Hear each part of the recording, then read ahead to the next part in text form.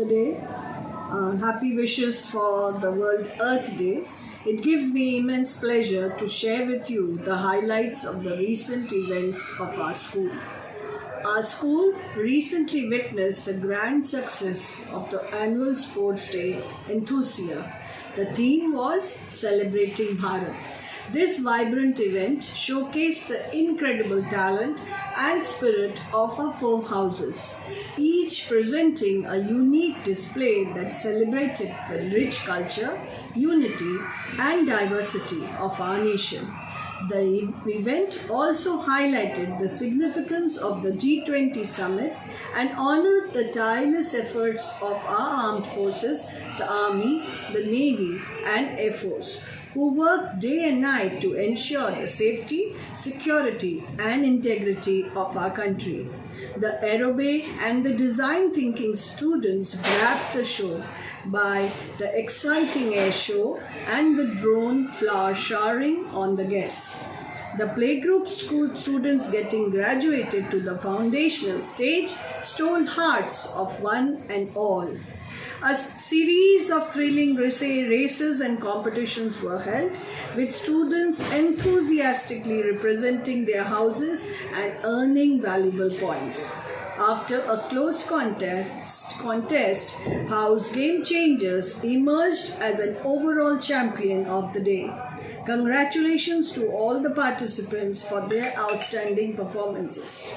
In our pursuit of excellence in education, the school also conducted an induction and training program for our teachers. This initiative aimed to equip our educators with the latest teaching methodologies and the innovative classroom practices, ensuring a dynamic learning environment for our students. We are also excited to announce that the new academic session commenced on the 3rd of April 2025-26. The school warmly welcomed the 10th session children, both new and existing. A special assembly was conducted to mark the beginning of the session, fostering a sense of belonging and motivation among the students as they step into this new chapter of their academic journey. We look forward to a year and a session filled with learning, growth, and success. Thank you. मैं doctor Deepali Srivastava अपने school सेठ MR. Jaipuria Goyal campus की मुख्य बातें आपके साथ साझा करने हेतु प्रस्तुत हो। हमारे स्कूल ने हाल ही में वार्षिक खेल दिवस इंथुसिया सेलिब्रेटिंग भारत की शानदार सफलता देखी। इस जीवंत कार्यक्रम ने हमारे 4 सदनों की अविश्वसनीय प्रतिभा और भावना को प्रदर्शित किया, जिनमें से प्रत्येक ने अनूठा प्रदर्शन प्रस्तुत किया, जिसने हमारे देश की समृद्ध संस्कृति, एकता और विविधता का जश्न मनाया। इस कार्यक्रम ने G20 शिखर सम्मेलन के महत्व पर भी प्रकाश डाला और हमारे सशस्त्र बलों, सेना, नौसेना और वायुसेना के अथक प्रयासों को भी सम्मानित किया, जो हमारे देश की सुरक्षा और अखंडता को सुनिश्चित करने के लिए दिन रात काम करते हैं। रोमांचक दौड़ और प्रतियोगिताओं की एक बृहद श्रृंखला आयोजित की गई, जिनमें छात्रों ने उत्साहपूर्वक अपने अपने सदनों का प्रतिनिधित्व किया और बहुमूल्य अंक अर्जित किए। बहुत सारे मुकाबलों के बाद गेम चेंजर सदन अपने विजेता के रूप में स्वयं को प्रदर्शित करने में कामयाब रहा। धन्यवाद।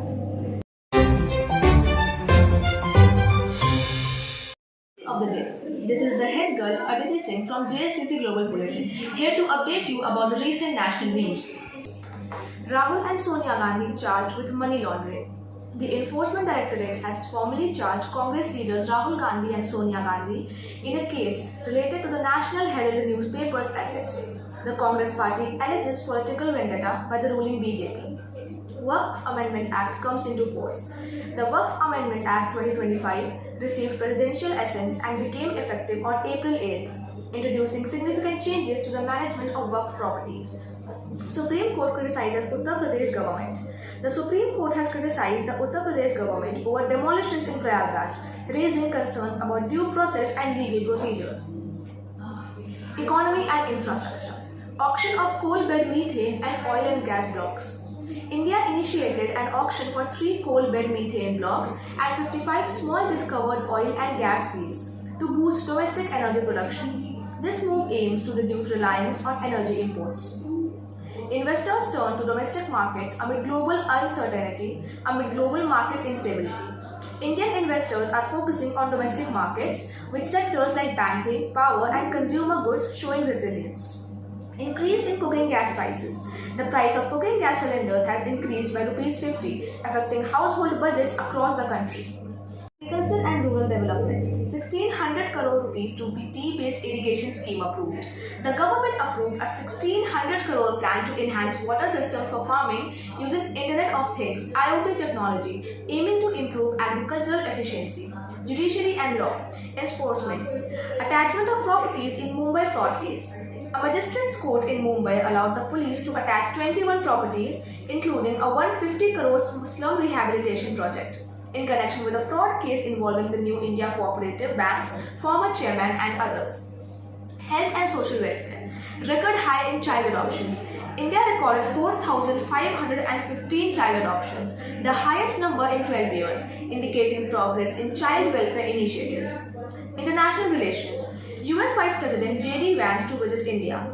US Vice President J.D. Vance is scheduled to visit India from April 18 to 24, with planned meeting with Prime Minister Narendra Modi and visits to New Delhi, Jaipur and Agra, aiming to strengthen bilateral ties. Thank you.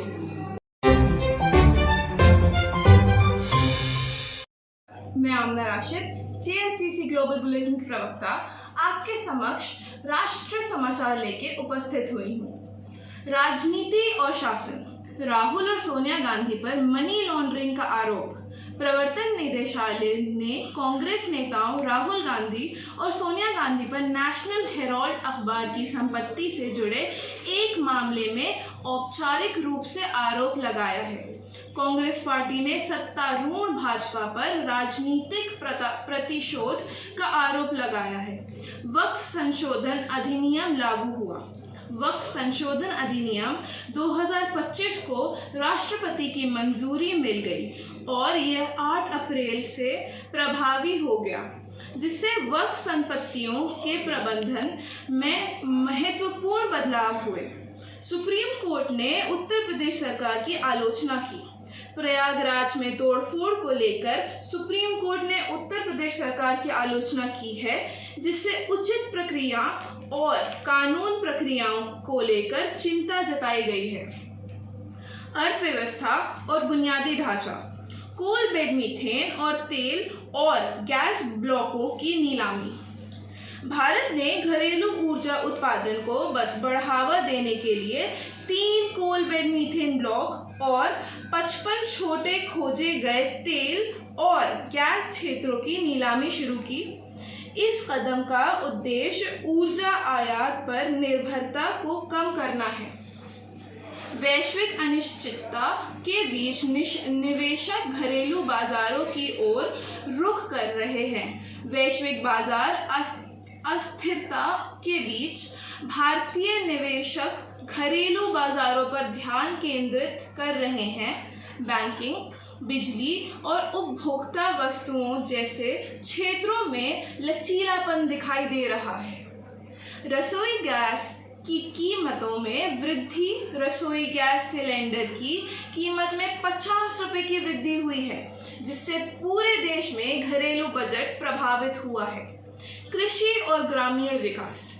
1600 crore की IoT आधारित सिंचाई योजना को मंजूरी दी गई है। सरकार ने इंटरनेट ऑफ थिंग्स IoT तकनीक का उपयोग करके खेती के लिए जल प्रणालियों को बढ़ाने के लिए 1600 करोड़ की योजना को मंजूरी दी, जिसका उद्देश्य कृषि दक्षता में सुधार करना है।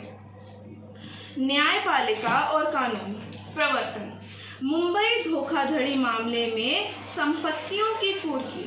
मुंबई में एक मजिस्ट्रेट की अदालत ने पुलिस को न्यू इंडिया कोऑपरेटिव बैंक के पूर्व अध्यक्ष और अन्य से जुड़े धोखाधड़ी मामले के संबंध में 150 करोड़ की झुग्गी पुनर्वास परियोजना सहित 21 संपत्तियों की कुर्क करने की अनुमति दी। स्वास्थ्य और सामाजिक कल्याण, बच्चों को गोद लेने में रिकॉर्ड उच्च। भारत में 4,515 बच्चों को गोद लिया गया, जो 12 वर्षों में सबसे अधिक संख्या है, जो बाल कल्याण पहलों में प्रगति का संकेत देता है। अंतर्राष्ट्रीय संबंध, अमेरिका उपराष्ट्रपति जेडी वैंस भारत का दौरा करेंगे।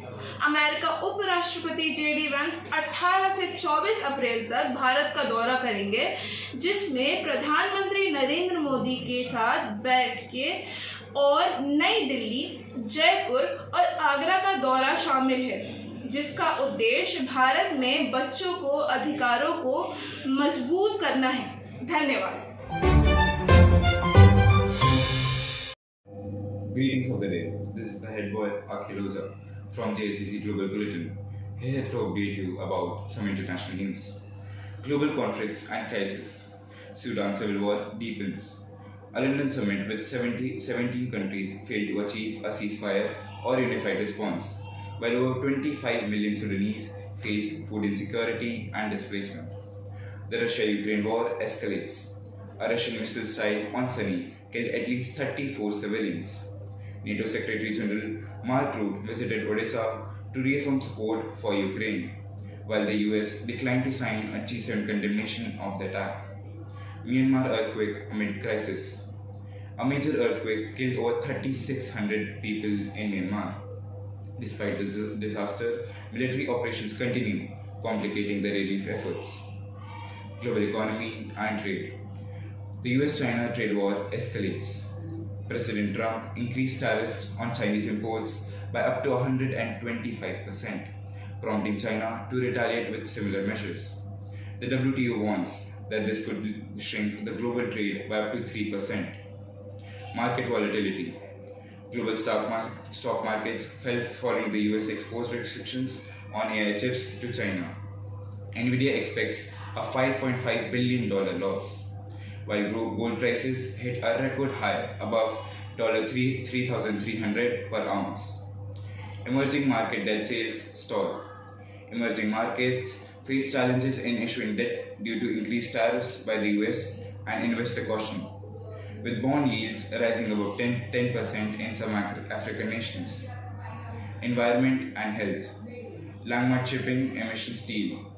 Countries agreed to mandatory fuel standards and carbon pricing mechanisms to reduce greenhouse emissions from global shipping. The WHO warns of health safety services disruptions. Funding cuts have caused severe disruptions to health services in nearly 3/4 of the countries, according to the WHO. Thank you.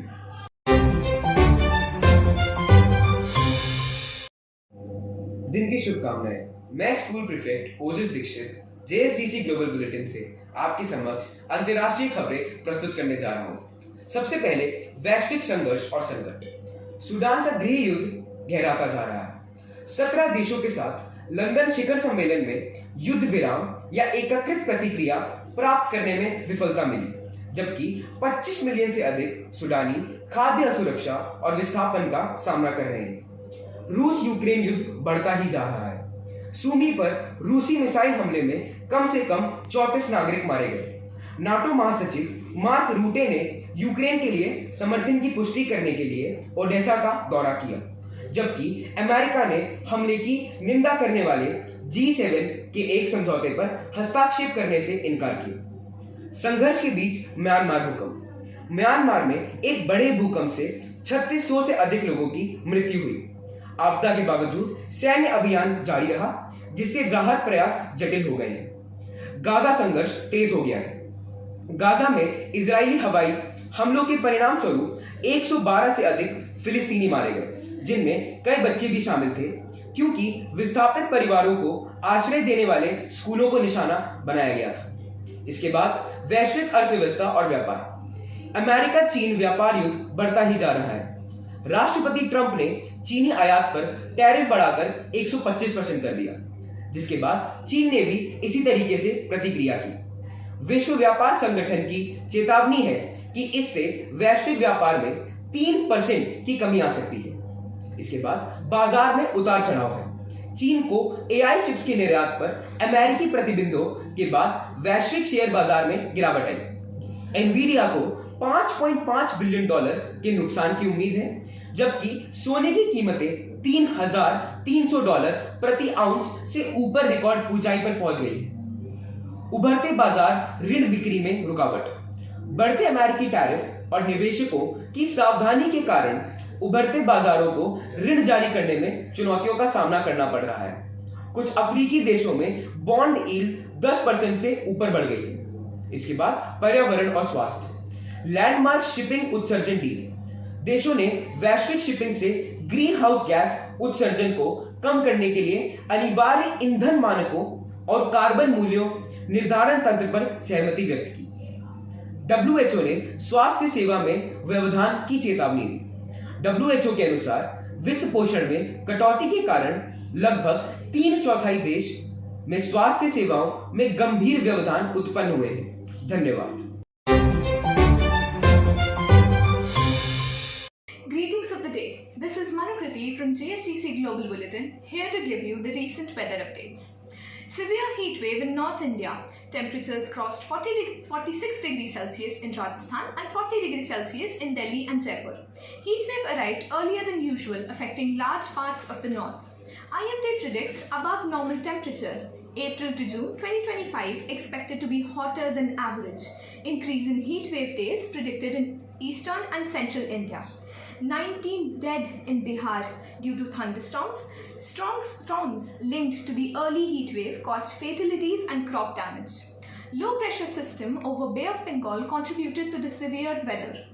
Above average monsoon predicted. India to receive 105% of the long-term average rainfall. Positive for agriculture and economy, supported by neutral El Nino conditions. Thunderstorms and hail in southern and northeastern India. States like Kerala, Karnataka, Maharashtra and Assam saw rain and wind. Temporary relief from the heat but caused local disruptions. Thank you.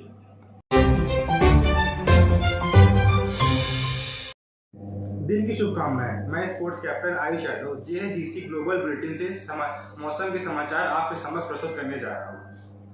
उत्तरी भारत में भीषण गर्मी। राजस्थान में तापमान 46 degree Celsius और दिल्ली और जयपुर में 40 degree Celsius को पार कर गया। गर्मी की लहर सामान्य से पहले आ गई है, जिससे उत्तर के बड़े हिस्से प्रभावित हैं। IMD ने सामान्य से अधिक तापमान की भविष्यवाणी की है। अप्रैल से जून 2025 तक औसत से अधिक गर्मी रहने की उम्मीद है।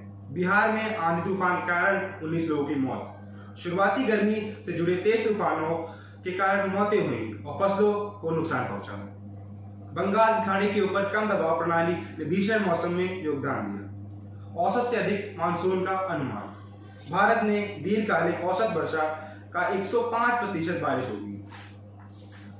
कृषि और अर्थव्यवस्था के लिए सकारात्मक अल नीनो स्थितियां द्वारा समर्थित। दक्षिणी और पूर्वोत्तर भारत में आंधी और ओलावृष्टि। केरल, कर्नाटक, महाराष्ट्र और असम जैसे राज्यों में बारिश और हवाएं चली। गर्मी से कुछ समय के लिए राहत मिली, लेकिन स्थानीय स्तर पर व्यवधान पैदा हुए। धन्यवाद।